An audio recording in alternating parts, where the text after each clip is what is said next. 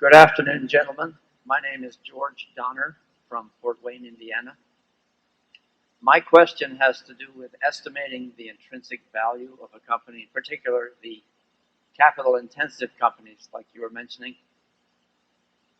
I'm thinking of things like McDonald's and Walgreens, but there are lots of others where you have a very healthy and growing operating cash flow, but it's largely or completely offset by heavy expenditures on putting up new stores or restaurants or building a new plant. And so my question is, what do you do for your estimate of future free cash flow?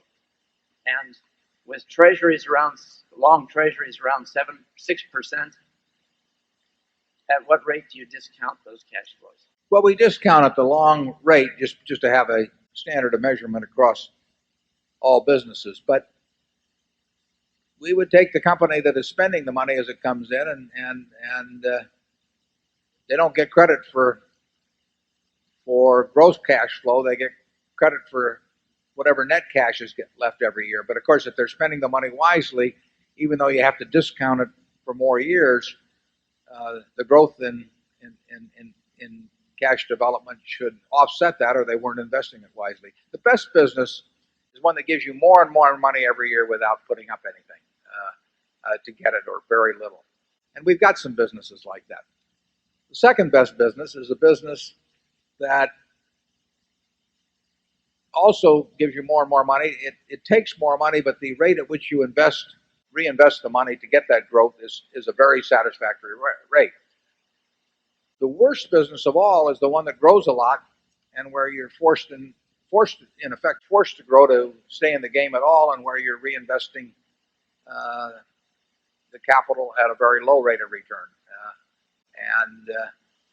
Sometimes people are in those businesses without knowing about it. But in terms of discounting, in terms of calculating intrinsic value, you look at the cash that is expected to be generated, and you discount back. In our case, we use the long-term treasury rate. That doesn't mean that you pay the amount that present value calculation leads to, but it means that you use that as a common yardstick, that treasury rate. And that means if somebody is reinvesting all their cash flow the next 5 years, they better have some very big figures coming in down the road, because at someday a financial asset has to give you back cash to justify you laying out cash for it now. Investing is the art, essentially, of laying out cash now to get a whole lot more cash later on, and something at some point better deliver cash. Ben Graham in his class we used to talk about what he called the Frozen Corporation. And the Frozen Corporation was a company whose charter prohibited it from ever paying anything to its owners, or ever being liquidated, or ever being sold. And sort of like a Hollywood producer. Yeah. And the question was, what was such an enterprise worth? Well, that's sort of a theoretical question, but it forced you to think about the realities of what business is all about. And business is all about putting out money today to get back more money later on. Charlie? I do think there is an interesting problem that you raised, because I think there is a class of businesses where the eventual cash back part of the equation tends to be an illusion. I think there are businesses where you just keep pouring it in and pouring it in, and then all of a sudden it doesn't work and no cash comes back. And what makes our life interesting is trying to avoid those and get on the alternative kind that drowns you in cash. The one figure we regard as utter nonsense is the so-called EBITDA.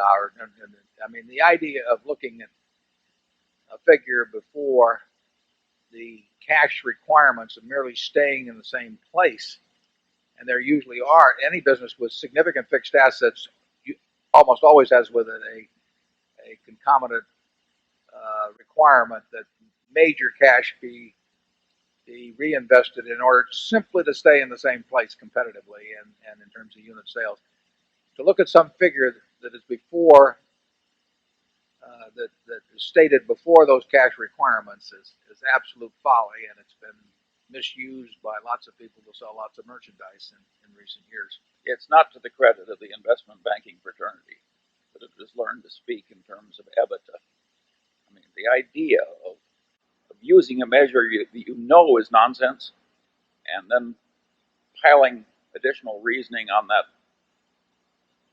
false assumption, it's not creditable intellectual performance. And then once everybody is talking in terms of nonsense, why, it gets to be standard.